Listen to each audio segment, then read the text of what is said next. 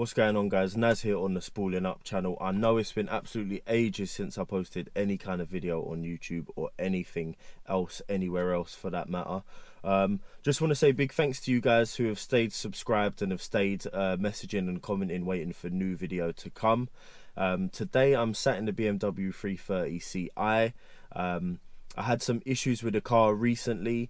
I'd literally driven, parked the car up, ran into my house to get something, came back out, started it, went to reverse off the driveway and realised the power steering had gone. So I parked the car up for a couple of weeks, and when I got a chance to have a look at it, I realised quickly that it was probably going to be the pump.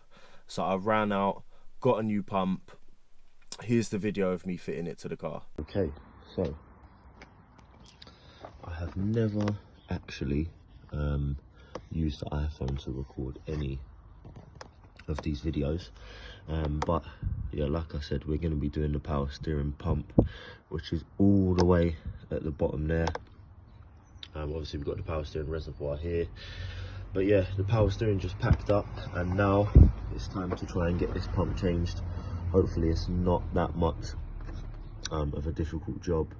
The camera's not that clear, unfortunately, but my GoPro isn't working at the moment, so let's just see what we can do with this. Now from underneath, it's this pump here we're looking at. With that pulley you can just about see the belt on it, so it's time to see what I can do. I'm going to start stripping it from the top, see if we can get the pump off and done today. Now I'm going to remove my airbox purely because it's pretty much on top of where the pump is, and it may give me better access to the tensioner down there as well.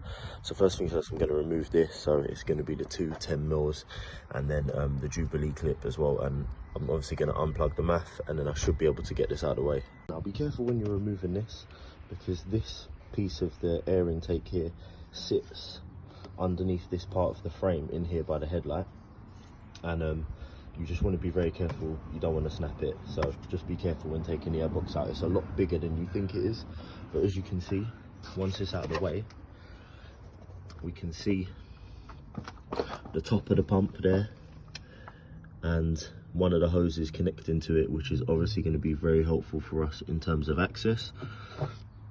And I think I'm just going to also pull this off just to make things even easier. Now some of the steps I'm actually taking may be totally unnecessary, but I'll only know once the job's done, or as I go through it. But I'm thinking to just undo this reservoir a little bit, see if I can tip any more oil that may be sitting in there out. So I'm just going to undo those two 13mm there. Well, I've already cracked them off, and I'll get those undone and see where we go from there.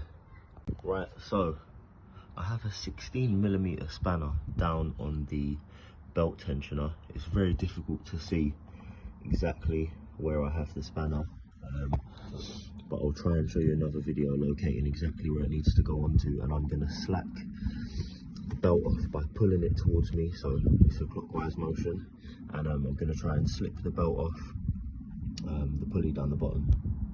Right, so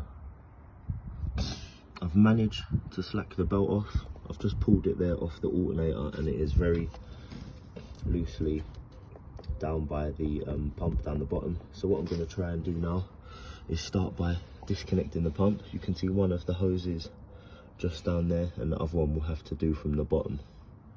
Now to disconnect this hose down the bottom, I've only used the pick. It's pretty easy to do. I'll show you exactly what I did. I managed to get the pick right into this gap here, and I just twisted it, and it's managed to pop off and come free. So I'm going to go and remove that hose down there now and just drain the excess oil. It was kind of dripping into that container. I did miss a little bit of it. I'll have to put some sand or something on the floor just to try and absorb the rest of the oil.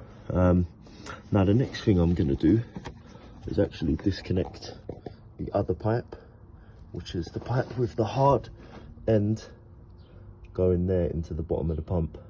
So I'm going to get some pipe spanners and undo that now as well.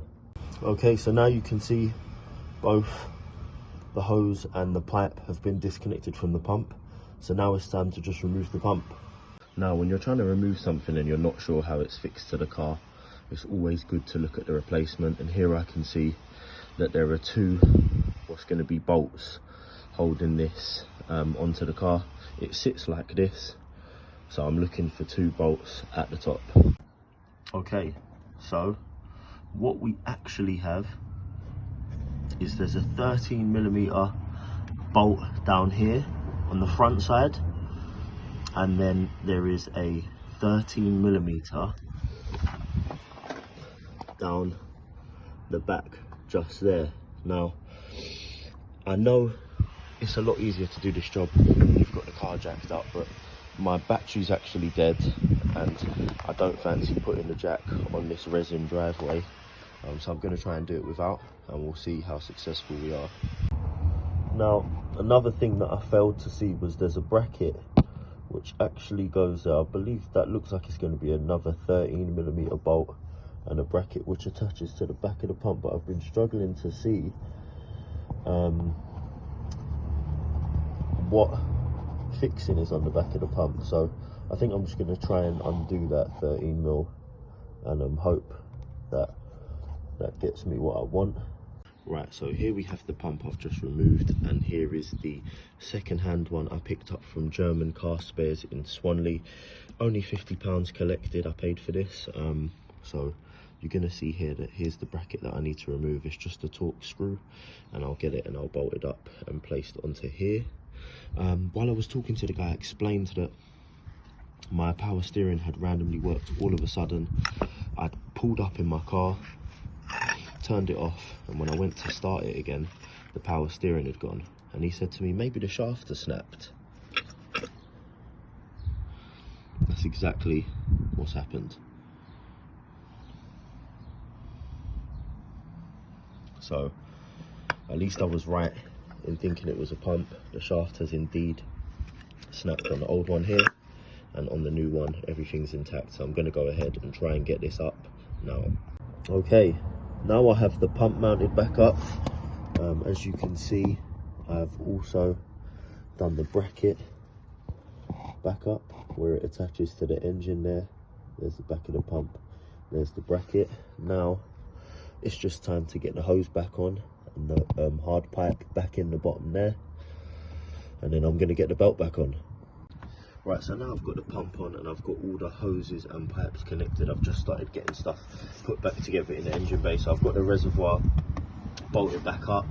I'm going to go ahead and get the belt back on, and then I'm going to put the airbox back in, connect the MAF back up, connect this hose back up, fill this with fluid, and then we should be good to start running it up. Okay, belt is back on and in place, fully under tension. Time to just get the airbox back in now. Okay, so now it's time to get some fluid in the system. Just going to be using this ATF. It actually says on the lid to use ATF oil only, so I'm going to fill it up, and of course there's going to be plenty of air in there and it's going to require a bit of bleeding out. So let's fill it up and see what we can do. Right, so I'm very happy to say that the car is now fixed. It was undeniable that it was going to be that pump that was at fault after you could see that the shaft had actually snapped. So now that's been replaced, the car's good as gold and I can go back to enjoying it. Apologies for the quality of the video. I had to film it on a phone because I couldn't charge the batteries for this GoPro here, but now I've got that sorted, everything should be good. I should be back on track as well to release some more videos soon on one of the cars. I'm not sure which one it will be yet. I have another annoying issue with the BMW actually that I might address in the next video. So guys, thanks for watching, and again, I appreciate anybody who's still stuck around to see what happens with the channel. I'm hoping to make some improvements and keep posting. So guys, thanks for coming to watch, and I'll see you on the next one.